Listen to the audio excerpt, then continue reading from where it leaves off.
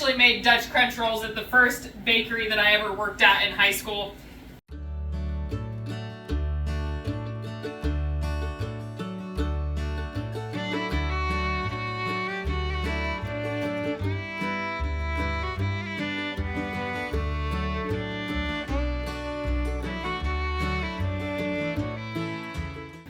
Hi you guys, welcome back to Kirshner FarmStead. If you're new to our channel, my name is Kirsty, and today we are going to be making Dutch Crunch rolls.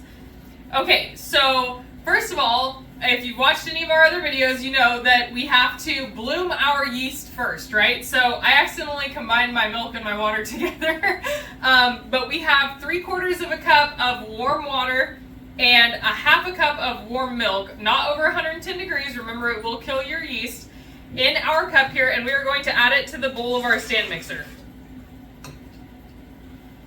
Then we are going to add in 2 tablespoons of sugar and 2 1/4 teaspoons of yeast. And we are going to let this sit. I'm going to mix it up really quick.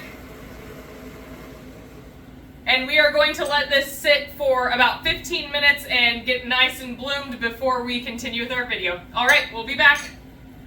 Okay, you guys, so our yeast mixture is bloomed, and we are going to combine our dry ingredients, okay? So we have 3 1/4 cups of flour, and we have 2 tablespoons of powdered milk. I'm using my freeze-dried powdered milk, but regular powdered milk will work perfectly fine. Okay, and then we're adding 1 teaspoon of salt, and I'm going to whisk it to combine it together. Remember, you never want to add salt directly into your yeast mixture because salt does kill yeast. So we're just getting it combined into the flour so it's not like a direct assault onto the yeast. Okay, and we are going to add in our flour mixture. We're going to add in about half of it first. Get it whisking up. Remember to start on low, or you'll just have a huge mess. Okay, you guys, so we are going to let this knead on low for about 10 minutes to start with, okay? And then we will be back. So our bread has been kneading for about 10 minutes, and now we are going to add in 4 tablespoons of softened room temperature butter. All right, and what it's gonna look like is it's gonna look like it's kind of stuck to the outside of the bowl, but over the next 5 minutes, it will completely incorporate and come together, and then we will be back. All right, thanks guys. Okay, you guys, so our bread dough is finally ready. I know it feels like forever with this recipe, but you really want to activate those gluten strands when you're kneading this dough, okay? All right, so to proof, we are going to put some oil in our bowl.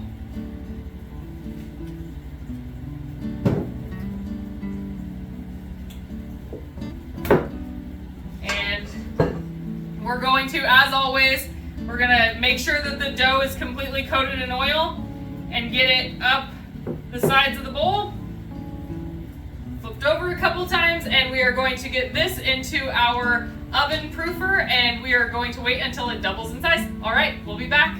So while we are waiting for our dough to proof, we are going to make the topping. This is the part that gives it the pretty tiger stripes. Sometimes it's called tiger bread. So what you're going to do is you're going to take 5 tablespoons of rice flour, and I'm going to tell you guys this is an experiment right now because I decided to use freeze-dried rice, so it's already cooked but freeze-dried, right? And I powdered it into a flour, so we'll see how this goes. But we're going to take 5 tablespoons of rice flour and 1/4 teaspoon of yeast, a tablespoon of sugar, 1 tablespoon of vegetable oil, or really any oil of your choice will work fine, 4 tablespoons of water, and we're going to start mixing this up, and then just a little pinch of salt.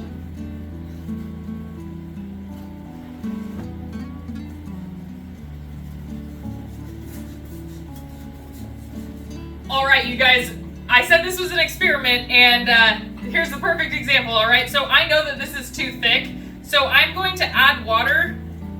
And this is too thick because I used the freeze-dried rice. What it's doing is it's absorbing all of the water. So I am going to add water just until it's a thick paste consistency.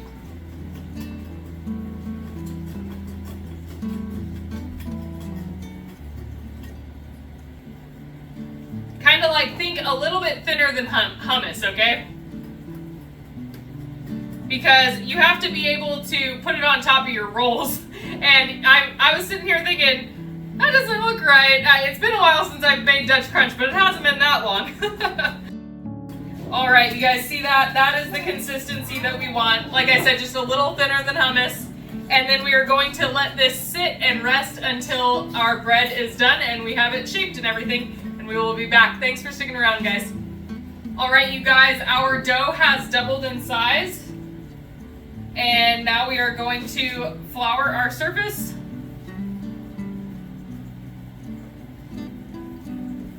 And punch it down really quick. So when you hear the term punch it down, it's referencing the first initial need. Sometimes they really do punch it down if it's like a ton of dough. I typically don't because I'm not making enough to warrant it, but when I worked in the bakeries I would. So anyways, it's the first initial beat down of the bread, of the dough that you do when you are about to shape your dough. All right, so we are going to shape this into a round. And then we are going to separate it into 8 equal pieces. I love it when you're separating bread into even parts because it's just so much easier to cut them all in half until you get the right number.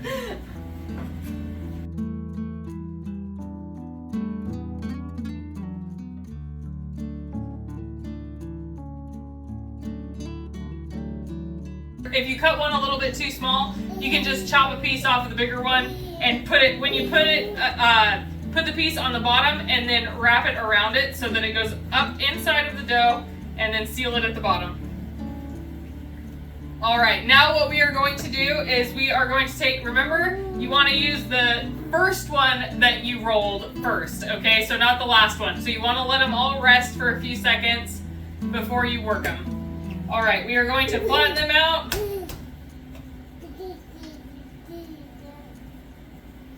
And roll them into a small loaf shape, okay? We're going for about 6 inches. So the size of my bench scraper is what I'm going for. Remember to put your loaves seam side down because if you put them seam side up, they're gonna split open when you bake them.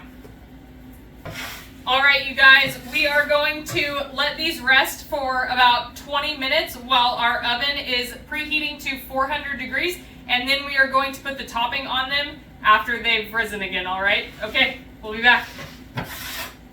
All right, you guys, our oven is preheated to 400 degrees and our bread has proofed nicely. Now we are going to take our Dutch Crunch topping, and it's nice and frothy. I actually put it in the oven with the dough while it was proofing so that it could get nice and puffed up. All right, so now really carefully, you're going to top each of your rolls without deflating them, okay? Remember, you want the consistency of like a thin hummus so that you can spread it nice and easily all over the top of your bread. You don't want it so thin that it all just drains off and pools down around the bottom though, okay? I actually made Dutch Crunch rolls at the first bakery that I ever worked at in high school, and they taught me to do it with my hands just like this, and I have done it the same ever since then. All right, now we are going to get our rolls into the oven for about 30 to 35 minutes, and then we will be back to finish this up. Thanks for sticking around, guys. Look at these beautiful bread rolls, you guys. Oh my gosh, I always love how Dutch Crunch looks when it comes out of the oven. All right, I really hope that you guys enjoyed this video. If you have any questions, please put them in the comments below because we love to interact with you guys. It just makes making these videos so worth it, so that we know that we're teaching people something. And if you did enjoy this video, please like and subscribe and share with your friends. And as always, have a blessed day. Bye!